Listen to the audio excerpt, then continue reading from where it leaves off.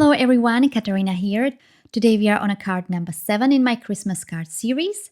I'm creating a very simple card. I thought it would be a great idea to use a die-cut snowflake and distress inks and just dab the color across the snowflake to create a fun pattern.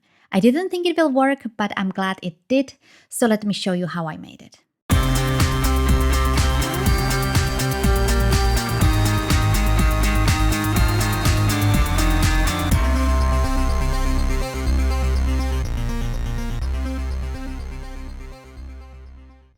As I said, I will be using distress inks and I picked some reds, purples and pinks.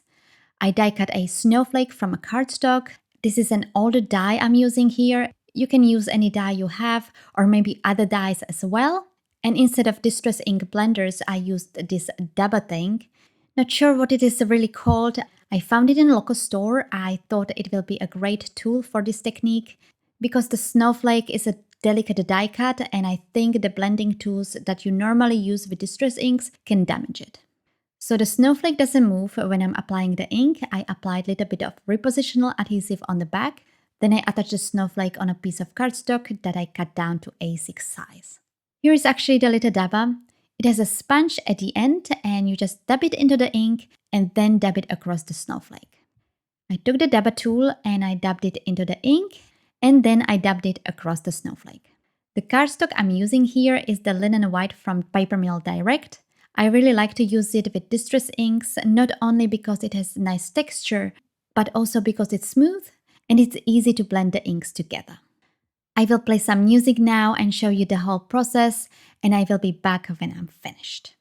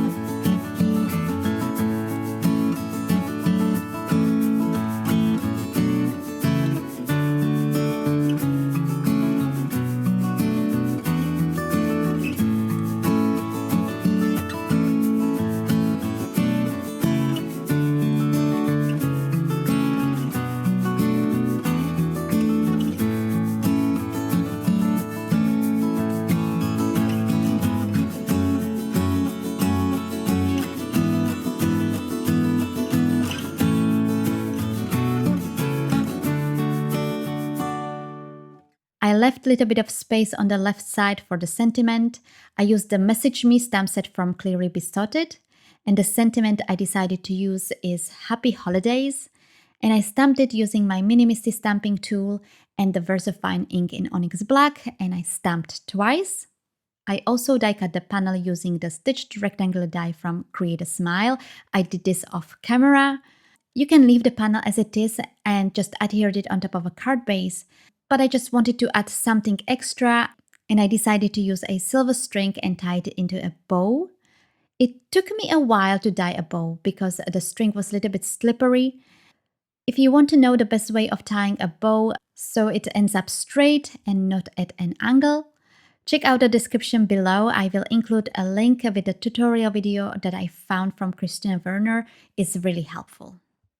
After I was happy with the look of the bow, I attached a double-sided tape on the back of the panel and I attached it on top of a top folding card base. For the card base, I decided to use a pink cardstock just to match the colors of the distress inks. Here is the finished card. I really like how it turned out. If you like this video, please click on the like button and subscribe if you are new to this channel. This way you will not miss any of my future videos, and also I will be encouraged to make more videos as well. On the screen right now, you can select card number 7 from the last year series. And if you like to work with the distress inks, on the right check out my video of other card I made, which is also from last year's series. Don't forget to hop over to my blog. I often include more information in my blog posts that I forgot to mention in these videos. The link to my blog you can find in the description below. Thank you all so much for watching, and I will see you next time. Bye!